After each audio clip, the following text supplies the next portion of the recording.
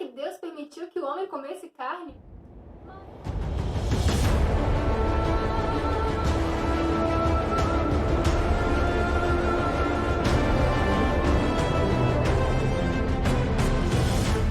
Mas você sabe o real motivo? Se você quer saber, já se inscreve no canal, pois meu nome é Carol, sou cristã e historiadora e hoje eu vou te contar a história de Gênesis 9, que começa com Deus abençoando o homem para que ele fosse fértil sobre a terra. Afinal, igual aos animais no capítulo anterior, eles tinham um mundo inteiro para povoar também. Isso não seria uma tarefa fácil, até porque algumas pesquisas apontam que antes do dilúvio existiam mais pessoas do que hoje na Terra. O que na verdade tem muito sentido, afinal a taxa de natalidade era maior do que a de mortalidade, pelo menos a de forma natural, não contando os assassinatos, etc. Pois se eles viviam séculos, só o que atrapalharia seriam os assassinatos devido à maldade do povo naquela época. Ou seja, mais pessoas nasciam e menos pessoas morriam naquele mesmo espaço de tempo. Logo em seguida, Noé recebe uma promessa de que os animais temeriam o ser humano. E é por isso que quando chegamos perto de um passarinho, ele foge de nós. E os mais selvagens tentam se defender, porque Noé temeu por sua vida e a da sua família, porque dentro da arca os animais estavam sob total guia de Deus, desde o momento em que entraram ordenadamente dentro da arca. Mas ainda assim eles eram animais ferozes e corrompidos pelo pecado, que poderiam, com uma corrida e uma dentada, acabar com todos aqueles 8 seres humanos da terra. Tinha muito mais bicho do que gente. Então, Deus pôs esse medo nos animais para que a humanidade fosse protegida, principalmente esse período de escassez humana. E agora entramos no ponto decisivo. No Éden, o homem só comia plantas. Depois do pecado, o homem comia todo tipo de carne. E depois do dilúvio, o Senhor preservou algumas árvores e arbustos, como vimos no capítulo anterior. Então, tecnicamente, já era para que os homens tivessem o que comer. Mas mesmo com as plantas já brotando, Deus ainda diz no versículo 3 que toda coisa viva serviria de alimento para eles. Mas por que isso? Será que Deus se confundiu ou se contradisse? Bom, já vimos que a questão da permissão de Deus é em relação ao voltar às origens passo a passo e constantemente. Afinal, nunca foi desígnio de Deus que o homem tivesse mais de uma mulher. Mas muitos patriarcas e reis tiveram e Deus permitiu, tolerou, porque a cultura já havia corrompido muita coisa. E primeiro, ele restaurou a intimidade do seu povo para com ele e depois o próximo passo foi voltar e explicar. Olha, nunca foi esse plano, a partir de agora cada homem terá apenas uma mulher e assim por diante. Tanto que no Novo Testamento não vemos mais a poligamia sendo aceita pelo povo de Deus. Mas e quanto à carne?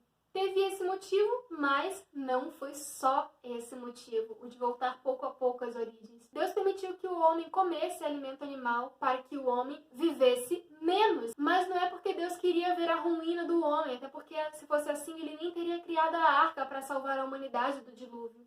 Mas porque, como já falei várias vezes, o inimigo de Deus ainda estava vivo e tentando a todo ser consciente na Terra. Ou seja, todos os homens, a natureza caída ainda vivia no ser humano. Vamos ver uma prova disso já já. E quanto mais tempo o homem vivesse em sua maior vitalidade, que é proporcional aos alimentos vegetarianos, mais tempo ele viveria pecando, ao ponto de novamente não ter mais nenhum ser salvo na face da Terra. A história se repetiria. Então é muito melhor que morramos 500, 600 ou até mesmo 900 anos mais novos, porém salvos, do que vivermos até os quase 1000 com uma chance enorme de nos perdermos para sempre, de perdermos para sempre a vida eterna. Mais de uma coisa Deus fez questão que o homem não comesse: o sangue do animal, pois, como ele mesmo disse, é a vida do ser. E desse ninguém poderia comer, pois a vida pertence a Deus. Ou seja, eles teriam que comer a carne preparada de uma forma que hoje é chamada kosher, que é o processo de tirar todo o sangue da carne. E isso dá um trabalhão, porque a pessoa, além de matar o animal, teria que ficar cortando cada fibra do músculo do animal e deveria ser deixado escorrendo até que todo o sangue saísse. Isso levava tempo e não dava um gosto nada interessante para o animal. Depois dessa permissão, Deus fez uma aliança, literalmente, com Noé e sua família. Lembre-se que nunca havia chovido na terra até o dilúvio, e essa condição meteorológica já foi estreada de uma maneira catastrófica. Era de se esperar que depois de ver o mundo varrido, um grande trauma poderia surgir ali. Cada vez que as nuvens se aglomerassem no céu para fazer novamente aquela novidade chamada chuva. Então, mais uma vez, o Senhor se demonstra interessado nos cuidados e perplexidades da humanidade e declara que ele faria uma aliança, um sinal visível que sempre apareceria no céu quando fosse chover, mostrando e lembrando que Deus nunca mais destruiria a terra com água. E temos duas coisas interessantes que podemos aprender sobre o arco-íris.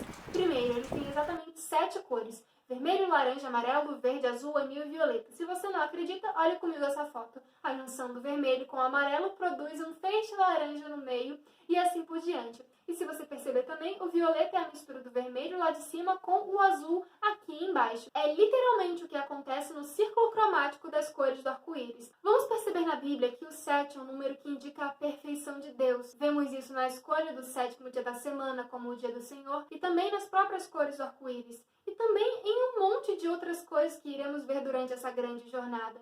Então tenha em mente isso. Qualquer arco-íris que não tenha 7 cores não é a aliança de Deus, e sim uma deturpação. Mas por que se fala aliança se daqui da Terra nós vemos apenas um semicírculo quando o arco-íris se forma? Seria então uma meia aliança que Deus fez conosco? Não! Se voarmos de avião, ou algo assim, é claro, para cima de um arco-íris, veremos que de fato ele é um círculo completo. É verdadeiramente uma aliança que Deus fez conosco, os seus filhos. E aqui se finaliza a sessão da promessa e providência de Deus dentro desse capítulo. Mas ele em si não acabou. Ainda tem um relato contando aqui nesse capítulo. Noé saiu da arca e deixou o ofício que ele teve por mais de um século, que era de ser carpinteiro da arca, e também o emprego de cuidar dos animais. E ele foi ser agricultor, olha que maravilha. E já é meio óbvio que Noé era temente e consagrado a Deus, não é? Porém, ele estava propenso a falhas, e falhou quando infelizmente se deixou embriagar pelo suco fermentado das uvas que ele plantou. Até aí, como isso não era um hábito dele, e sim um descuido, não havia nada demais nisso. Isso não tirou o nome dele da galeria da fé. Já o seu filho mais novo caiu em grande erro por causa disso. Cã, ou dependendo da tradução, Cão, pai de Canaã, entrou na tenda de seu pai e o encontrou bêbado e nu. E ao invés de cobrir a vergonha do pai e sair de lá como se não tivesse visto nada, Cã correu para contar aos seus irmãos, Sem, pai dos semitas, e Jafé, pai dos jafetitas, provavelmente em tom de chacota, dizendo que o pai estava nu. E essa atitude trouxe uma maldição para ele. Porém, os seus 2 irmãos mais velhos foram mais conscienciosos e foram cobrir a nudez do seu pai, sem nem mesmo olhar para ele, cobrindo suas costas com um lençol e caminhando de costas até o local onde seu pai estava e o cobriu. E é daí que vem a ideia de cobrir a falta de um irmão, que é totalmente diferente de passar a mão na cabeça ou pôr panos quentes numa situação errada. Mas por que não, em vez de expor o pecado do outro, ir até ele e ajudá-lo a se livrar daquilo? Por causa dessa atitude mais nobre, Sem e Jafé tiveram bênçãos proclamadas pelo pai.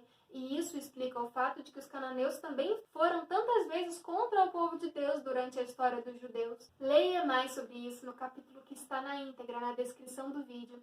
E também não se esqueça de estudar por si mesmo, pois aqui eu só mostro o contexto geral de cada capítulo, juntamente com alguns fatos históricos e algumas curiosidades. Porém, se lêssemos a Bíblia 50 vezes, essas 50 vezes aprenderíamos coisas novas em cada um dos capítulos. A Bíblia é um livro vivo, tem muito mais que ensinar. Então, busque por si só e compartilhe nos comentários suas descobertas. Também tendo sempre respeito pelas opiniões dos outros, como você quer que tenhamos com a sua. E é isso. Maratone a playlist de Gênesis com os capítulos que já saíram e deixe um like enquanto o próximo vídeo não sai. Até o capítulo 10 de Gênesis. Tchau!